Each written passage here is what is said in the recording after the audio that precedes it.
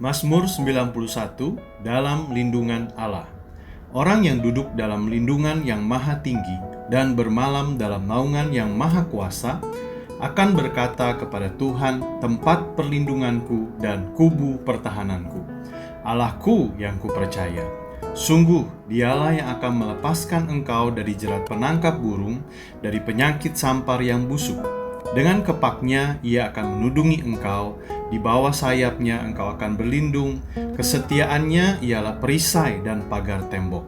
Engkau tak usah takut terhadap kedahsyatan malam, terhadap panah yang terbang di waktu siang, terhadap penyakit sampar yang berjalan di dalam gelap, terhadap penyakit menular yang mengamuk di waktu petang. Walau 1.000 orang rebah di sisimu dan 10.000 di sebelah kananmu, tetapi itu tidak akan menimpamu.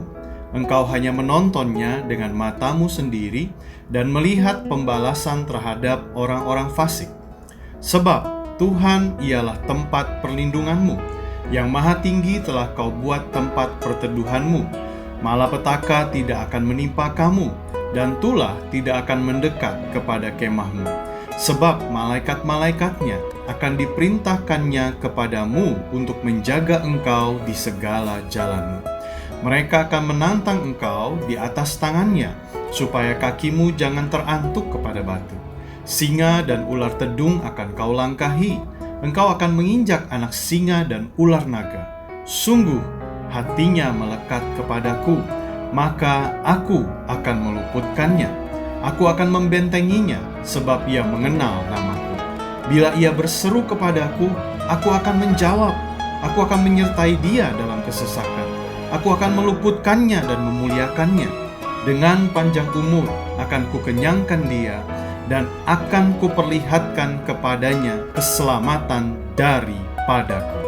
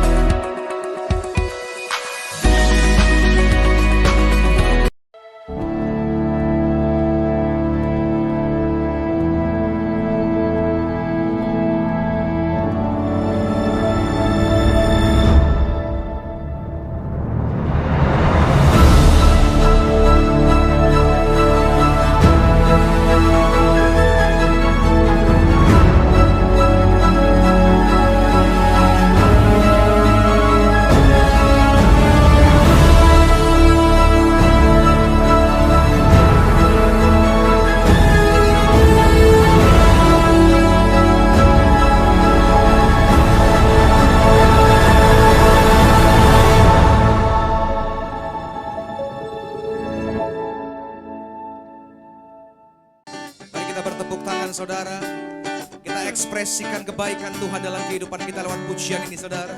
Dimanapun saudara, mari kita memuji Tuhan kita. Haleluya.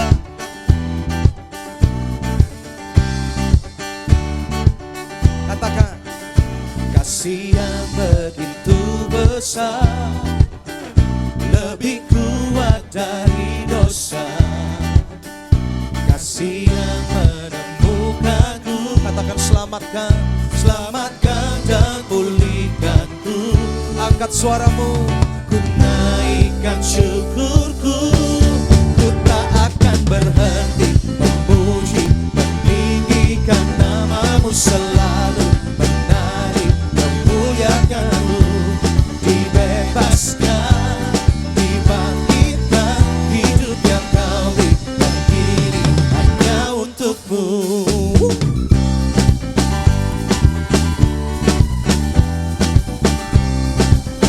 Katakan, kasih yang begitu besar, kasih itu besar, lebih kuat dari dosa. Kasih yang menemukanku, selamatkan dan pulihkan. Mari naikkan syukur kita. Ku naikkan syukurku, ku tak akan berhenti memuji, meninggikan namamu selalu, menari, memuliakanmu. Dibebaskan, dibangkitkan, hidup yang kau berikan ini. Takkan berhenti, takkan berhenti memuji, meninggikan namamu selalu, menari, memuliakanmu. Dibebaskan, dibangkitkan, hidup yang kau berikan ini hanya untukmu.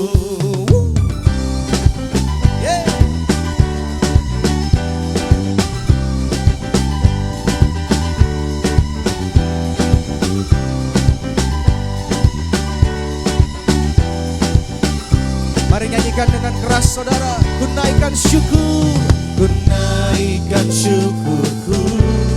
Ini ungkapan hati kami Tuhan. Ku naikkan syukur kami. Sekali lagi nyatakan. Ku naikkan syukurku, ku tak akan berhenti memuji, ini janji kami di hadapanmu Tuhan. Selalu menari, memuliakanmu. Dibebaskan, dibangkitkan, hidup yang kau berikan. Sekali lagi nyatakan, takkan berhenti memuji, meninggikan namamu selalu, menari, memuliakanmu. Dibebaskan, dibangkitkan, hidup yang kau berikan ini hanya untukmu. Hidup yang kau berikan ini hanya untukmu. Hidup yang kau berikan ini hanya untukmu. Yeah, haleluya.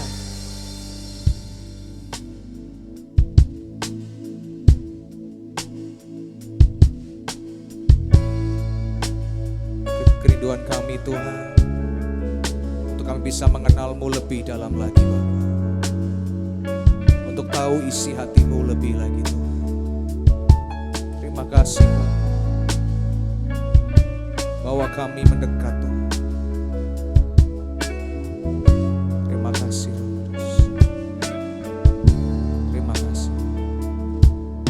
Bila ku buka mataku dan lihat wajah-Mu, ku terkagum. Bila ku lihat hidupku dan karya tangan-Mu, ku tersanjung karena semua yang baik dalam hidupku itulah karya-Mu. Kau beri kesempatan yang baru dan ku ingin mengenal-Mu Tuhan lebih dalam dari semua yang ku kenal. Tiada kasih yang melebihi-Mu, ku ada untuk menjadi penyembah-Mu. Terima kasih Tuhan. Mari sama-sama nyanyikan pujian ini, katakan. Bila ku buka mataku dan lihat wajah, membuat kami terkagum Tuhan. Ku terkagum bila ku lihat hidup dan karya tangan-Mu. Ku tersanjung karena semua yang baik dalam hidupku. Itulah karyamu. Kau beri kesempatan yang baru. Mari angkat suaramu, nyatakan. Dan ku ingin mengenalmu Tuhan, lebih dalam dari semua yang ku kenal. Tiada kasih yang melebihimu. Ku ada dan ku ingin mengenalmu. Dan ku ingin mengenalmu Tuhan, lebih dalam dari semua yang ku kenal. Tiada kasih yang melebihimu. Ku ada untuk menjadi penyembahmu.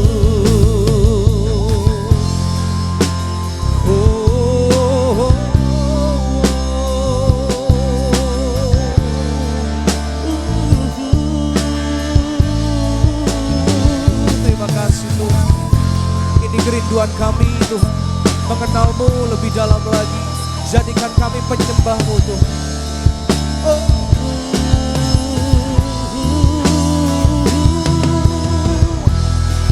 Sama-sama. Dan ku ingin mengenalmu Tuhan, lebih dalam dari semua yang ku kenal. Tiada kasih yang melebihimu, kasih yang melebihimu. Ku ada untuk bersyukur. Sekali lagi nyatakan dengan imanmu, katakan. Dan ku ingin mengenalmu Tuhan, lebih dalam dari semua yang ku kenal. Tiada kasih yang melebihimu. Ku ada untuk menjadi penyembahmu. Ku ada untuk menjadi, ku ada untuk menjadi, ku ada untuk menjadi penyembahmu. Kami ada untuk menjadi penyembahmu.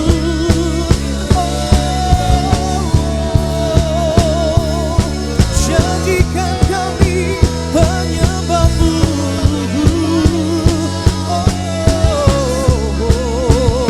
Thank you Jesus. Ini hidup kami Tuhan. Jadikan kami penyembahmu Tuhan.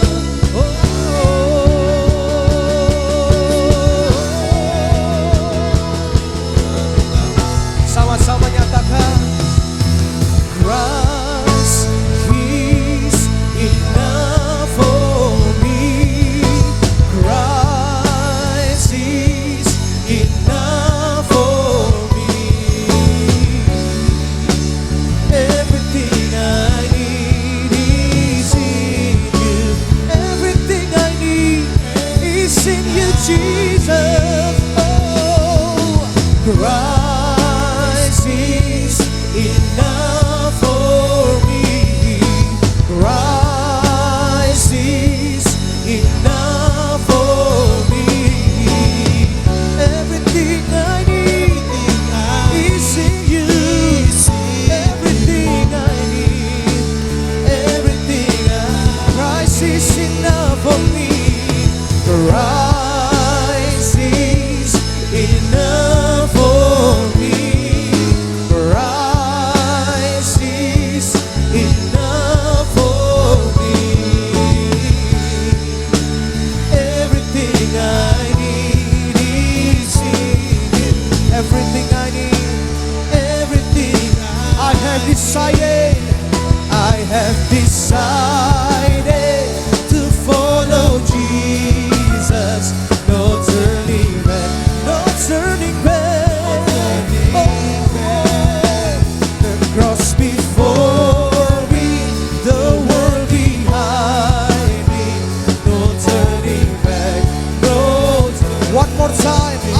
decided, I have decided to follow Jesus.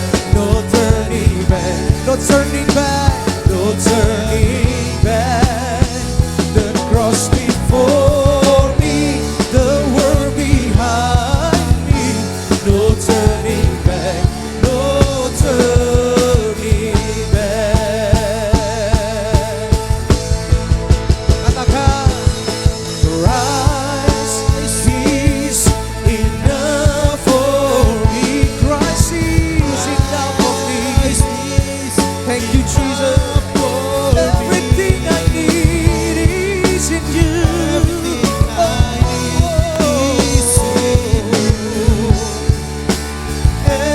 One more time, Christ is enough for me.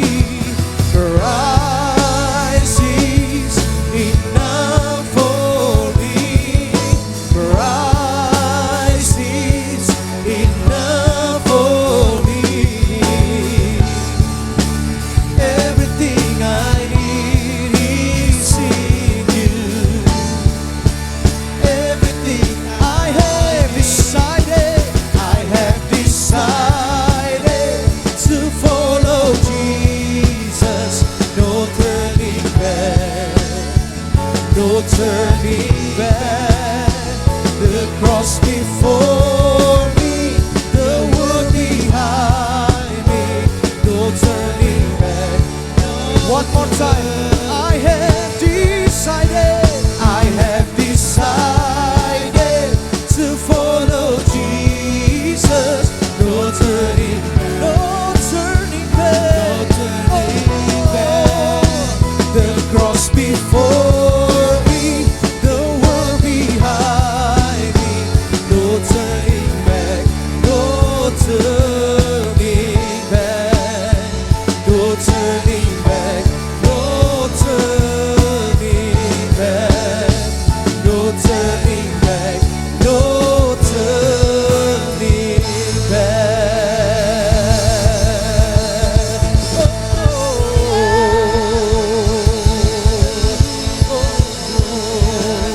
Thank you, Jesus. Christ is enough for me. Engkau saja yang kami perlukan dalam kehidupan kami, Tuhan. Sungguh hanya Engkau yang kami butuhkan dalam kehidupan kami, Bapa. Engkau menjadi jawaban bagi kehidupan setiap kami. Terima kasih Tuhan. Sebentar anak-anakmu Tuhan, jemaat GBI HOJ Tuhan akan mendengarkan isi hatimu lewat hambamu Tuhan. Pakai kehidupan hambamu untuk jadi berkat buat setiap kami. Sampaikan isi hatimu, apa yang kau rindukan buat setiap kami, Bapa. Hanya di dalam nama Tuhan Yesus kami siap untuk mendengarkan isi hatimu. Haleluya. Amin. Shalom Bapak Ibu Saudara yang dikasih Tuhan. Puji Tuhan, di masa pandemi seperti ini kita masih tetap bisa beribadah, bisa menyembah, memuji Tuhan, dan bisa mendengarkan firman Tuhan walaupun secara online. Saya percaya kasih Tuhan begitu besar atas kehidupan kita, rumah tangga lepas rumah tangga. Saudara mungkin masih ingat di awal tahun 2021 kita diberikan sebuah visi besar oleh gembala sidang kita. Ya, tahun 2021 adalah tahun integritas. Mungkin saudara akan berpikir, Pak, saya udah mengerti, saya sudah dengar khotbah tentang integritas. Betul, saudara mengerti, saudara tahu itu baik. Tapi alangkah lebih baiknya bukan hanya saudara mengerti dan tahu, tetapi lebih baik lagi kalau saudara sudah menghidupi arti daripada integritas itu. Saudara yang dikasih Tuhan, di masa yang seperti ini tidak ada kepastian, ketakutan. Memang benar, tahun ini kita harus lebih lagi mengerti tentang integritas saudara. Kenapa? Karena saya percaya saudara sudah banyak mendengar khotbah dari hamba-hamba Tuhan tentang integritas. Nah, kali ini saudara, contoh yang paling baik tentang integritas memang Tuhan Yesus. Contoh yang sempurna. Tetapi seringkali orang bilang, ya Pak, saya tahu kalau Tuhan Yesus mah sing ada lawan. Tidak ada lawan. Tuhan Yesus memang yang paling sempurna. Tapi kita kan orang yang berdosa, Pak.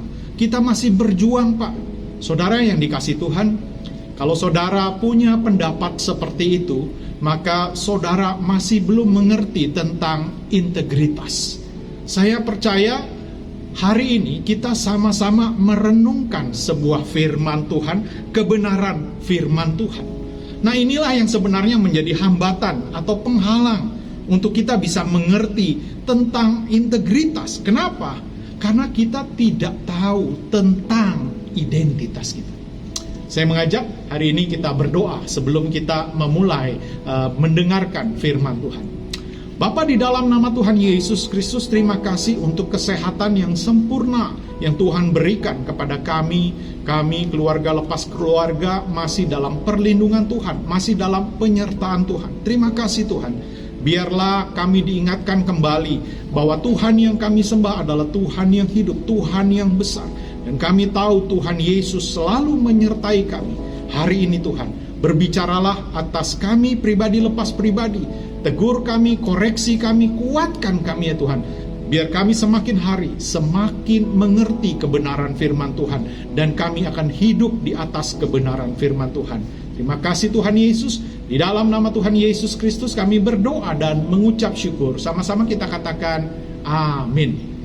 Bapak Ibu Saudara yang dikasihi Tuhan, untuk kita bisa mengerti tentang integritas, maka kita harus mengerti tentang identitas kita. Itu sebabnya tema khotbah saya hari ini adalah Integrity as my identity. Nah, ada banyak tokoh Alkitab yang menjadi contoh tentang integritas.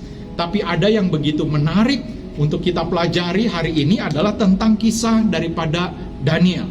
Mari kita buka sama-sama. Saya berharap Bapak Ibu yang beribadah hari ini di rumah bisa sambil membawa Alkitab dan membuka kitab Daniel.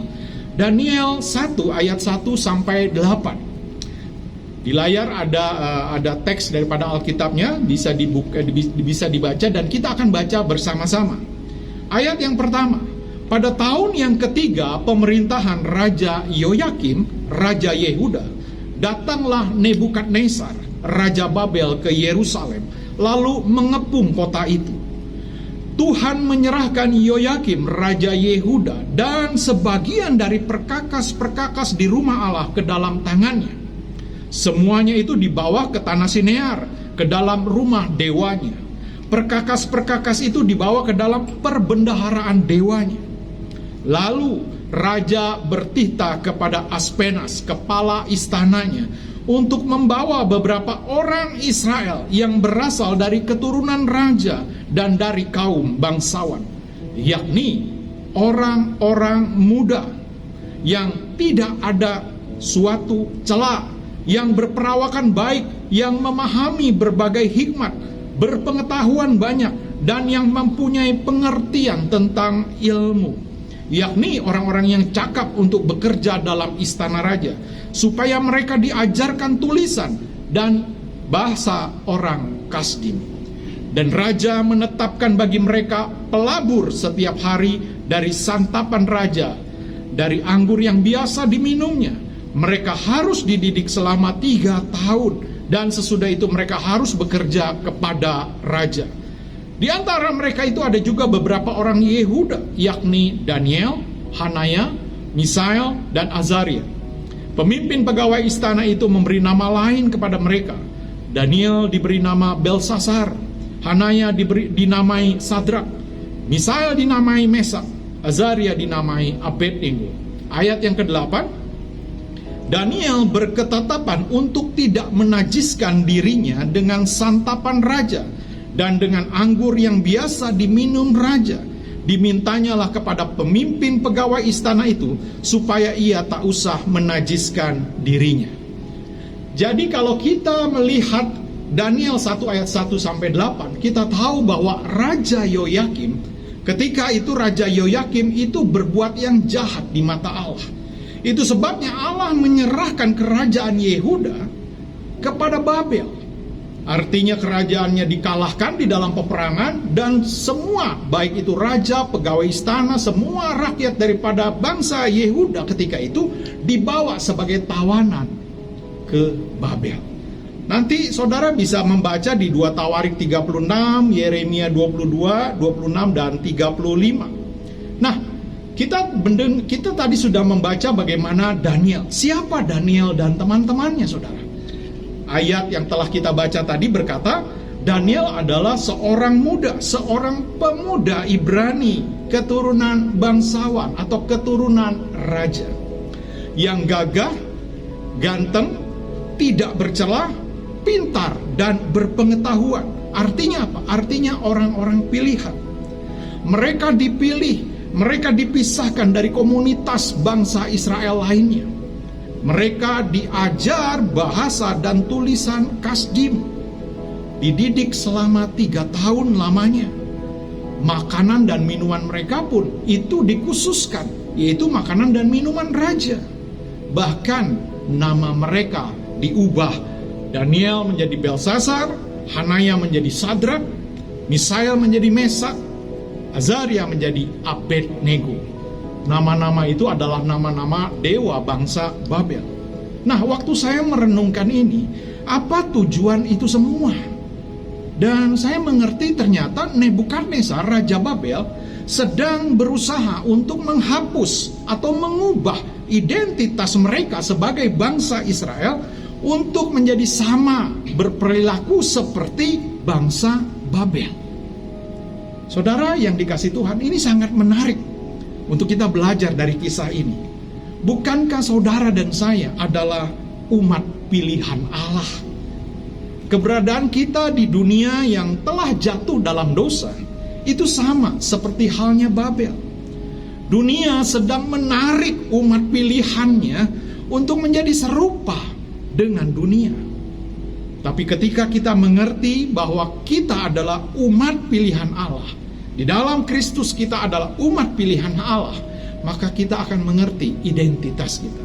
Firman Tuhan di dalam 1 Petrus 2 ayat 9 berkata, tetapi kamulah, saudara dan saya, bangsa yang terpilih, imamat yang rajani, bangsa yang kudus, umat kepunyaan Allah sendiri. Wow, begitu luar biasanya kalau saudara dan saya bisa memahami bahwa kita adalah orang-orang pilihannya Tuhan, umatnya Tuhan, umat pilihannya Tuhan.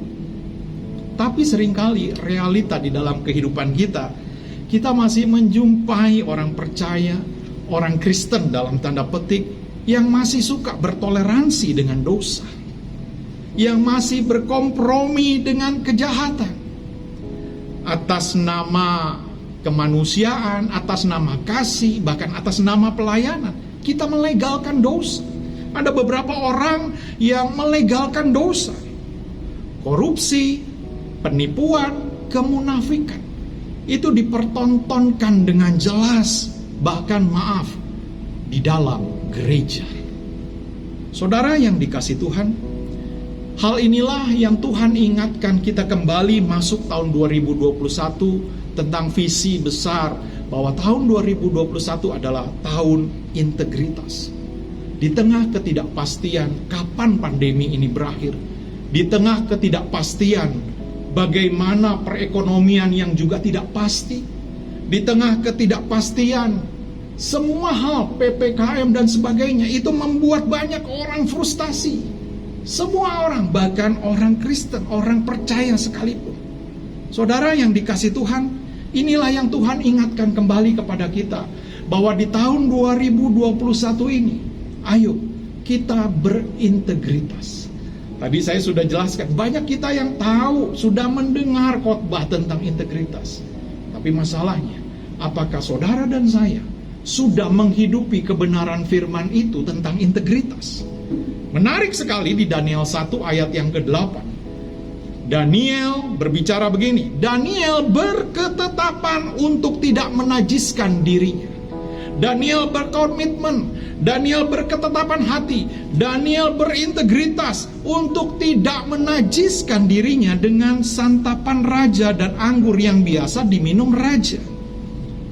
Daniel memiliki satu integritas untuk tidak menajiskan dirinya. Ingat, posisi Daniel ada di Babel yang menyembah berhala. Walaupun Raja Nebukadnezar berusaha menghapus identitas daripada Daniel dan pemuda-pemuda Ibrani lainnya, tetapi Daniel tetap berintegritas. Daniel tahu identitasnya sebagai bangsa Israel. Dia harus taat pada hukum Taurat. Dia harus berketetapan untuk taat pada hukum Taurat yang telah diberikan Tuhan melalui Musa dan nabi-nabinya. Bahkan kalau kita lihat di dalam Imamat 11, jelas sekali bagaimana Tuhan mengatur makanan halal dan haram bagi bangsa Israel. Bahkan yang luar biasa juga kita melihat Hanaya, Misael, Azaria, atau yang kita kenal Sadrak, Mesak, dan Abednego, itu dia tahu identitasnya dan mereka tetap berkomitmen, berintegritas untuk tidak menyembah patung emas dan memilih dibakar hidup-hidup dalam perapian yang dipanaskan 7 kali lebih panas. Kenapa? Karena mereka mempertahankan integritas mereka sebagai bangsa Israel. Bahwa mereka tahu sebagai bangsa Israel, mereka punya identitas, mereka punya Allah yang mereka harus sembah. Mereka tidak boleh menyembah patung. Di dalam Keluaran 20 ayat 4-5. Jadi kunci untuk kita bisa berintegritas adalah kita harus mengenal identitas kita. Identitas kita di dalam Kristus sebagai orang percaya. Tahukah saudara dan saya tentang identitas saudara di dalam Kristus? Dan seringkali saya menjumpai ada orang percaya yang belum mengerti ini. Belum mengerti identitasnya, belum mengerti bahwa identitasnya ada di dalam Kristus. Nah, hari ini sama-sama kita belajar apa identitas saudara dan saya di dalam Kristus. Identitas saudara dan saya di dalam Kristus adalah ciptaan baru. Kelahiran baru membuat kita berubah menjadi ciptaan baru. 2 Korintus 5 ayat 17 berkata, jadi siapa yang ada di dalam Kristus, saudara dan saya ada di dalam Kristus, ia adalah ciptaan baru, yang lama sudah berlalu, sesungguhnya yang baru sudah datang. Apa yang baru, saudara? Kalau saudara renungkan, yang baru itu adalah roh saudara. Di dalam 1 Tesalonika 5 ayat 23, nanti saudara baca, di situ dijelaskan, di ayat itu menunjukkan tentang roh, jiwa, dan tubuh. Nah, ini harus dipahami dengan benar, saudara. Tubuh jelas, itu adalah fisik kita. Jadi waktu kita sebelum bertobat, sebelum lahir baru, ya, kalau dulu maaf kita gemuk, setelah kita bertobat, ya kita tidak langsung tiba-tiba kurus, kita tetap gemuk. Fisik kita tidak berubah. Begitu halnya juga dengan jiwa. Jiwa adalah pikiran kita, kepandaian kita. Mungkin dulu sebelum bertobat, kita nggak pinter-pinter banget. Tapi sebagai ciptaan baru, kita lahir baru, kita nggak langsung jadi jenius. Tetap saja. Nah, berarti yang baru itu apa? Yang baru itu adalah roh saudara dan saya. Wah, ketika saudara mengerti bahwa roh saudara dan saya menjadi baru, nah inilah saudara akan memahami tentang identitas itu. Nah, sebagai ciptaan yang baru, maksud daripada ciptaan yang baru begini. Roh yang baru itu di dalam kehidupan saudara dan saya, itu membuat saudara dan saya dibenarkan, dibebaskan, diampuni dari hukum dosa. Kita tahu dosa menyebabkan kematian rohani. Dosa menyebabkan terpisah dari Allah. Tapi karya keselamatan Yesus di kayu salib membuat hubungan saudara dan saya, membuat hubungan kita diperdamaikan dengan Allah. Dan kita dilahirkan kembali oleh roh sebagai ciptaan yang baru. Itu sebabnya saudara harus paham ini, karena kebenaran inilah yang membuat hidup saya berubah, pelayanan saya berubah. Allah memandang roh kebenaran. Allah memandang kebenaran Kristus yang ada dalam hidup kita.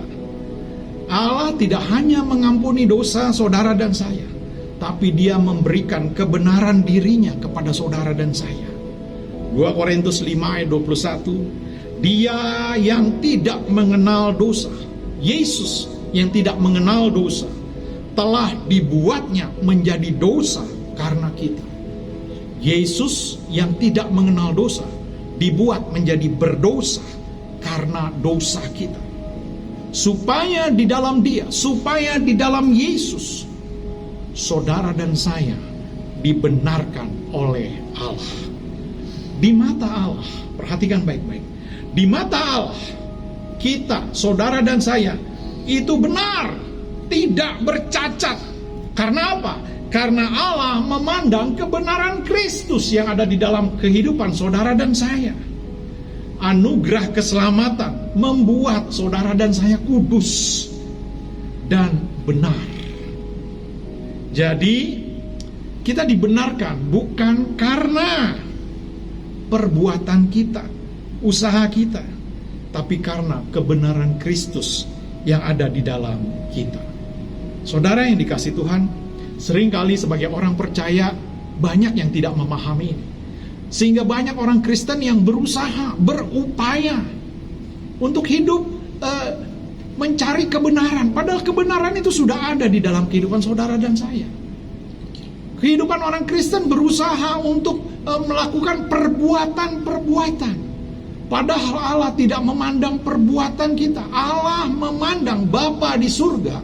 Itu memandang apa yang telah Yesus lakukan di atas kayu salib. Perbuatan Yesus yang Dia pandang di dalam kehidupan saudara dan saya. Jadi saudara dan saya dibenarkan bukan karena usaha kita. Saudara dan saya dibenarkan karena kebenaran Kristus ada dalam hidup saudara dan saya. Roma 8 ayat 1-2 jelas berkata, demikianlah sekarang tidak ada penghukuman bagi mereka yang ada di dalam Kristus Yesus. Roh yang memberi hidup telah memerdekakan kamu dalam Kristus dari hukum dosa dan hukum maut. Wah, ketika saya memahami ini, saya berkata, Tuhan, ternyata saya sudah dibenarkan. Ternyata dosa sudah tidak ada lagi. Allah tidak pernah memandang kehidupan lama saya sebagai ciptaan yang baru. Tapi ada orang-orang percaya yang masih terintimidasi oleh dosa masa lalu, sehingga bukan menjadi pemenang, tetapi menjadi loser, orang yang kalah. Nah, itulah identitas yang kita harus pahami di dalam Kristus sebagai orang percaya. Saudara dan saya sudah dibenarkan, dibebaskan, diampuni dari hukuman dosa. Yang kedua, yang saudara harus tahu sebagai ciptaan yang baru, sebagai identitas saudara di dalam Kristus, saudara dan saya itu sudah dikuduskan. Saudara dan saya dibebaskan dari kuasa dosa. Identitas di dalam Kristus, kita harus memahami bahwa hidup saudara dan saya itu bukan milik kita lagi. Seringkali orang berusaha untuk hidup kudus. Saya mau bilang, saudara yang dikasihi Tuhan, saudara dan saya tidak bisa berusaha untuk hidup kudus. Segala perbuatan kita, usaha kita tidak bisa membuat kita kudus. Hanya karya kematian Yesus di atas kayu salib yang membuat kita bisa dikuduskan, saudara. Nah, ketika saudara memahami, mengerti kasih Tuhan yang begitu dahsyat, yang begitu luar biasa, yang seharusnya kita sudah mati karena dosa kita, Tuhan angkat kita, Tuhan ambil kita, dan Tuhan hidupkan kita kembali di dalam kebenarannya. Kita dikuduskan kembali. Itu sebabnya ketika kita memahami identitas ini, artinya begini, saudara dan saya harus ada dalam penyerahan diri, mati terhadap diri sendiri. Menjadi milik Kristus itu berarti menyelipkan daging. Tapi Pak, bagaimana Pak? Saya sudah berusaha tapi selalu gagal.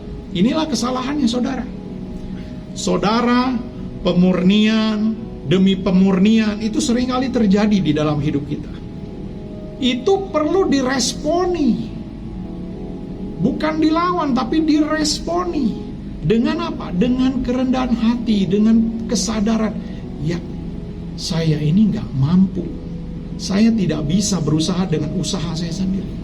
Saya perlu yang namanya Roh Kudus. Mematikan kedagingan tidak bisa dengan usaha sendiri. Mematikan kedagingan, kita perlu menyerahkan hidup kita dengan rendah hati dalam tuntunan Roh Kudus. Nah, ketika saudara mengerti bahwa identitas saudara di dalam Kristus sebagai ciptaan yang baru, bahwa dosa itu saudara dan saya sudah dibebaskan dari dosa, saya percaya memang perlu proses di dalam kehidupan ini. Tetapi ketika roh yang baru itu dan saudara memberikan, itu sebabnya kita harus memberikan makan itu roh kita. Jangan beri makan daging kita. Nah, bagaimana kita bisa memberi makan roh kita? Ya, kita harus terus dekat, intim dengan Tuhan. Artinya apa? Pikiran atau jiwa itu harus diubah. Diubah dengan apa? Kebenaran firman Tuhan. Sangat disayangkan banyak orang Kristen yang tidak mau memperbarui pikiran mereka. Mereka cenderung memberi makan daging mereka terus, sehingga mereka sulit untuk bisa lepas. Karena iblis selalu menjebak kita untuk terus jatuh dalam dosa. Tapi ketika kita menyadari satu kebenaran yang pasti, bahwa kita sudah dibebaskan dari dosa. Karena apa? Karena identitas kita yang baru. Ada Kristus yang bertahta dalam kehidupan kita. Maka itu akan mengubah persepsi saudara dan saya. Galatia 5 ayat 24, barang siapa menjadi milik Kristus Yesus, ia telah menyalibkan daging dengan segala hawa nafsu dan keinginannya. Yuk kita salibkan daging dan hawa nafsu keinginan kita. Dengan apa? Dengan kebenaran daripada Kristus itu sendiri. Saudara yang dikasihi Tuhan, ketika saudara dan saya mengerti tentang identitas kita di dalam Kristus, perhatikan baik-baik, itu dengan sendirinya akan menghasilkan buah-buah roh dalam kehidupan saudara dan saya. Menghasilkan buah roh dalam kehidupan saudara dan saya. Yohanes 15 ayat 5b berkata, barang siapa tinggal di dalam aku, kata Tuhan Yesus, aku dan aku di dalam dia, ia berbuah banyak, sebab di luar aku kamu tidak dapat berbuah apa-apa. Jadi ketika saudara tahu identitas saudara sebagai manusia ciptaan baru, memiliki roh yang baru, memiliki kebenaran Kristus yang ada di dalam kehidupan saudara dan saya, saudara terus mengikatkan diri kepada Kristus, itu membuat, perhatikan, buah roh itu muncul dengan sendirinya. Roh saudara baru, pikiran saudara diubahkan ketika saudara lebih condong kepada roh, taat, nurut kepada roh, karena Roh Kudus terus akan memimpin kita kepada kekudusan demi kekudusan, pengertian tentang kekudusan, dan saudara hidup dalam kekudusan bukan karena usaha dan kuat gagah kita, tetapi karena pertolongan daripada Roh Kudus.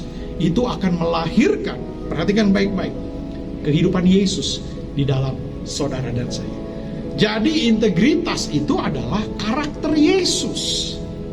Saudara akan semakin serupa dengan Kristus. Apa maksudnya semakin serupa dengan Kristus? Cara berpikir saudara, cara berbicara saudara, cara bertindak saudara, itu membuat saudara semakin seperti Kristus. Itulah yang dinamakan dengan integritas.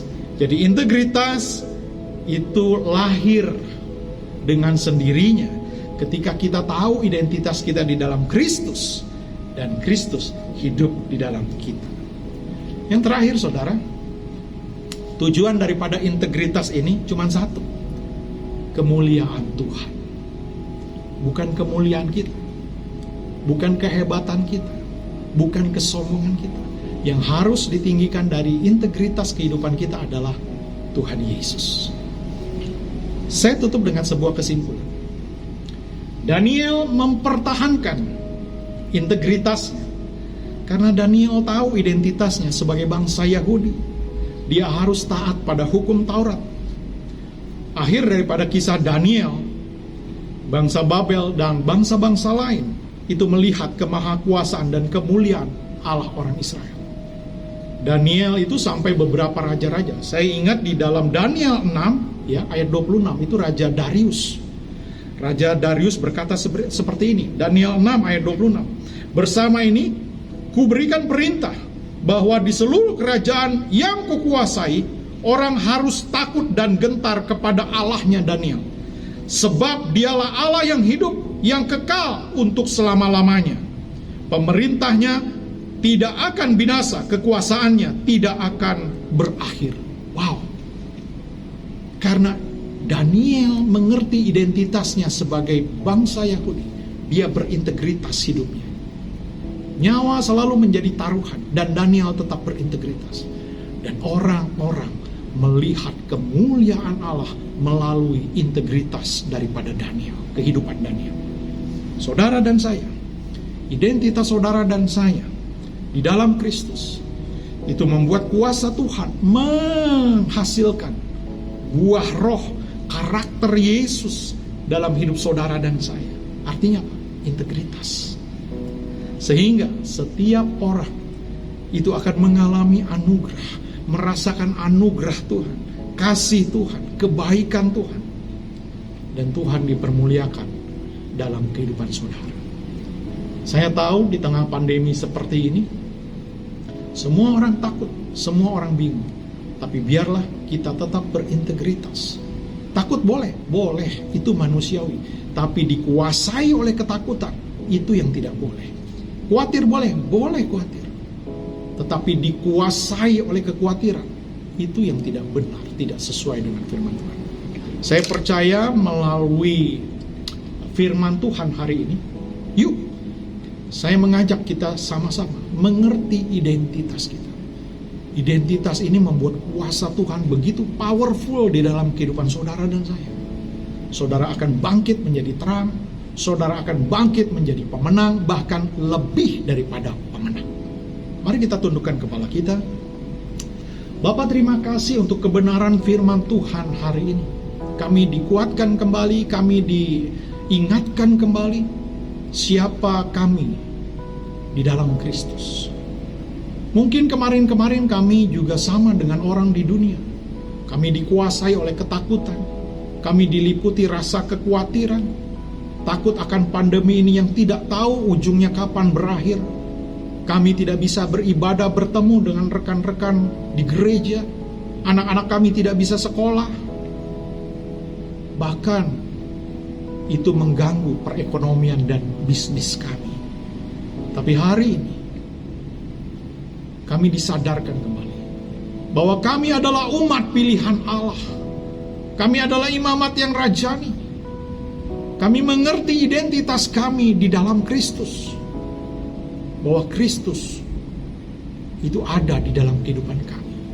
Kami sebagai ciptaan yang baru, memiliki roh yang baru, roh yang powerful, roh yang sama yang membangkitkan Kristus dari kematian, itu ada di dalam hidup kami. Dan ini akhirnya membuat kami sadar untuk kami terus mengandalkan Tuhan di dalam kehidupan kami, menyerahkan hidup kami total kepada pimpinan Tuhan. Kami akan terus rendah hati. Kami siap Tuhan, terus Tuhan dibentuk untuk menjadi serupa, semakin serupa dengan Kristus. Didewasakan oleh pemurnian-pemurnian yang Tuhan izinkan dalam hidup kami, untuk kami menjadi semakin murni, semakin serupa dengan Kristus. Dan buah roh itu tumbuh dalam kehidupan kami, dan kami berkarakter seperti Kristus. Kami berintegritas hidup kami, sehingga orang melihat kuasa Tuhan, kemuliaan Tuhan itu nyata dari cara bicara kami, cara berpikir kami, cara bertindak kami. Dan orang berkata, kami berbeda. Dan mereka tahu karena ada Kristus dalam kehidupan kami. Hamba-Mu serahkan setiap anak-anak-Mu yang saat ini beribadah bersama-sama. Keluarga lepas keluarga diberkati. Rumah tangga lepas rumah tangga diberkati. Anak-anak yang sekolah, anak-anak kami semua diberkati. Yang sakit Tuhan sembuhkan. Yang berbeban berat, yang sedang dalam pergumulan, Tuhan berikan kekuatan untuk mereka terus menjadi kuat. Dan nama Tuhan terus dipermuliakan dalam kehidupan kami. Terpujilah nama-Mu di dalam nama Tuhan Yesus Kristus. Kita yang sudah menerima kuasa dan berkat Tuhan, sama-sama katakan amin. Selamat hari Minggu, Tuhan Yesus memberkati.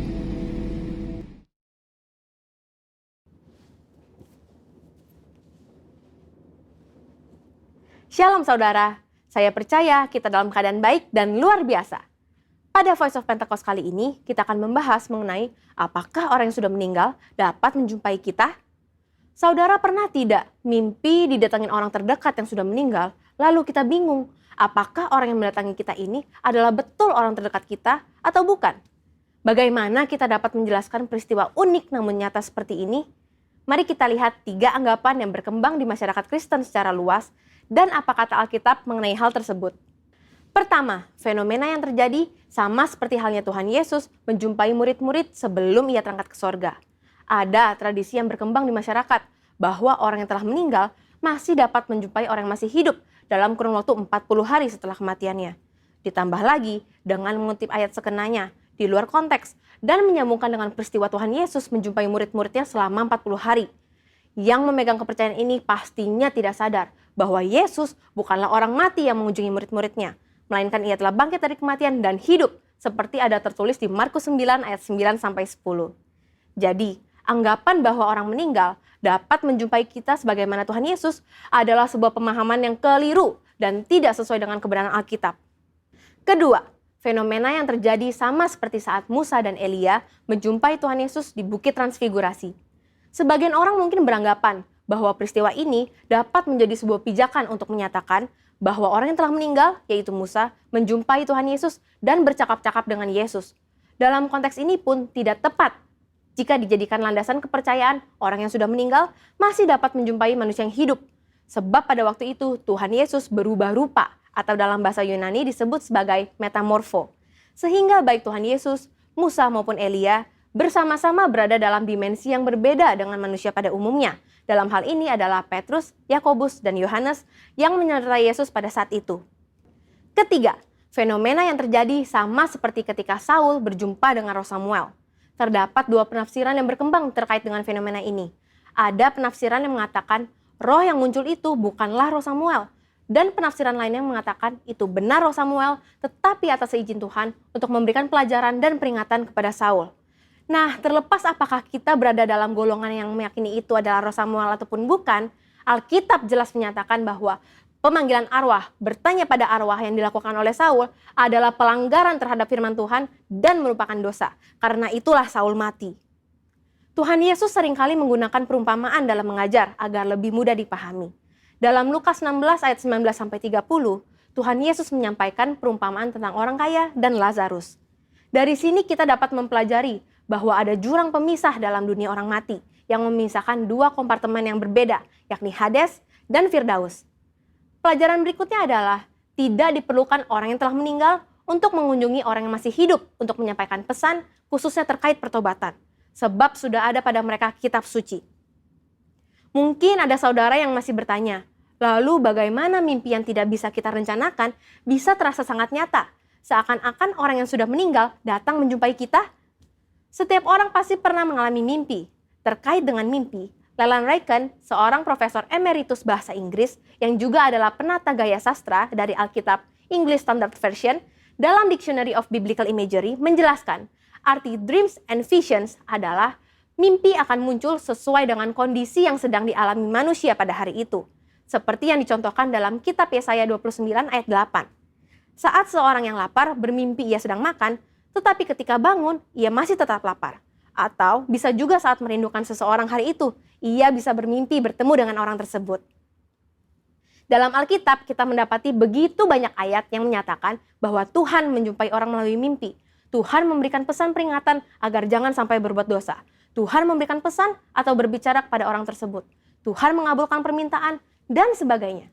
Namun, Alkitab tidak pernah menuliskan tentang orang yang sudah meninggal menjumpai orang yang masih hidup melalui mimpi. Jadi, sebenarnya siapakah yang dijumpai dalam mimpi orang-orang? Apakah itu setan atau roh jahat? Tentu tidak juga demikian. Dalam kedaulatan dan kasih-Nya, Tuhan bisa saja memberikan mimpi kepada kita, di mana dalam mimpi itu kita melihat orang yang telah meninggal dan penglihatan itu begitu sangat nyata untuk memberikan pesan penghiburan dan kekuatan kepada mereka yang masih hidup yang telah ditinggalkan oleh orang yang mereka kasihi. Namun, perlu dicatat bahwa tidak semua mimpi bertemu dengan orang yang telah meninggal adalah hal yang baik dan datang dari Tuhan. Sama halnya juga, bukan semuanya yang buruk dan datang dari iblis. Seperti dalam 1 Tesalonika 5 ayat 21, ujilah segala sesuatu dan peganglah yang baik. Maka dari itu, kita sebagai orang percaya tetap harus memiliki kepekaan dan ketajaman rohani dalam mengujinya. Saudara, untuk penjelasan lebih lengkap dari tim teologi kami, silakan cek link yang ada di atas atau scan QR Code yang tersedia. Salam integritas, Tuhan Yesus memberkati.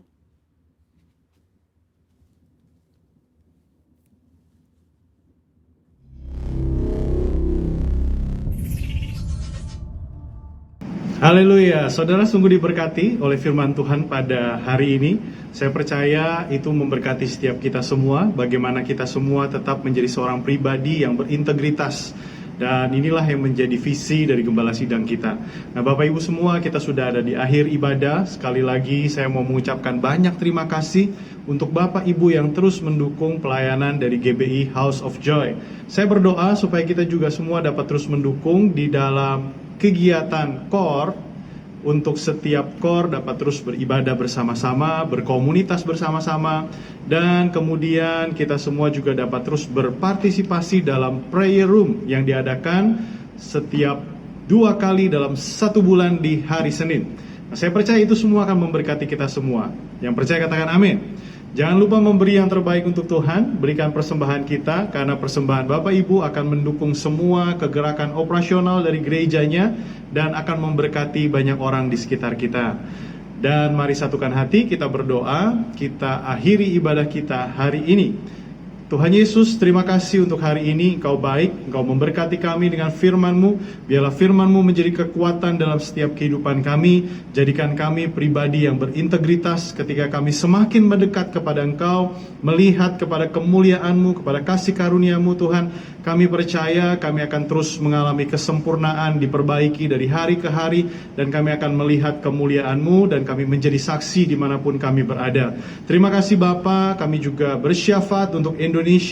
Mari berkati Indonesia dalam segala sesuatu, biar kami terus cepat keluar dari pandemi, dari situasi yang hari-hari ini sulit untuk setiap kami Tuhan. Tapi kami percaya di dalam Tuhan, kami bersama-sama dapat melihat kemuliaan-Mu untuk Indonesia. Terima kasih Bapa untuk setiap kota demi kota, biarlah Engkau memberkati, ada dalam anugerah Tuhan selalu. Dan Bapa di surga, kami juga berdoa untuk Gembala Sidang kami, keempat wakil, Gembala Rayon kami berdoa Tuhan, biarlah Engkau memberkati pelayanan mereka dimanapun mereka berada. Tuhan memberkati kehidupan mereka. Hamba-Mu berdoa untuk seluruh jemaat Tuhan yang ada di dalam beban yang berat, pergumulan Tuhan. Mari biarlah Tuhan bawa jalan keluar, kemenangan demi kemenangan. Ialah hikmat daripada Tuhan turun untuk dapat melewati setiap pergumulan. Kekuatan daripada Tuhan turun atas setiap jemaat-Mu melewati badai kehidupan. Dan kami percaya kami semua akan menjadi pemenang. Terima kasih Bapa, kami mau akhiri ibadah kami pada hari ini, dan kami mau terima berkat yang terbaik daripada Engkau. Mari angkat kedua tanganmu Bapak Ibu, dan terimalah berkat yang terbaik daripada Bapa di dalam Anaknya yang tunggal, Yesus Kristus. Perlindungan penyertaan daripada Roh Kudus menyertai Bapak Ibu semua dari sekarang sampai selama-lamanya. Dan semua yang menerima berkat ini sama-sama katakan amin. Tuhan Yesus memberkati kita semua. Apa yang dimaksud dengan Pentakosta ketiga?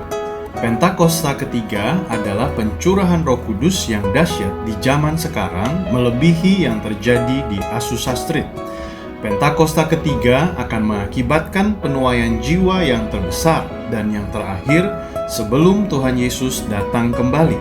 Pentakosta ketiga akan membangkitkan generasi Yeremia, yaitu anak-anak muda yang dipenuhi Roh Kudus, cinta mati-matian kepada Tuhan Yesus, tidak kompromi terhadap dosa, dan akan bergerak untuk memenangkan jiwa. Pentakosta ketiga lahir di Indonesia dan bergerak ke bangsa-bangsa. Gerakan ini dari timur ke barat dan akan kembali ke Yerusalem. Pentakosta ketiga akan memberikan kuasa untuk menyelesaikan amanat agung, dan setelah itu Tuhan Yesus datang kembali.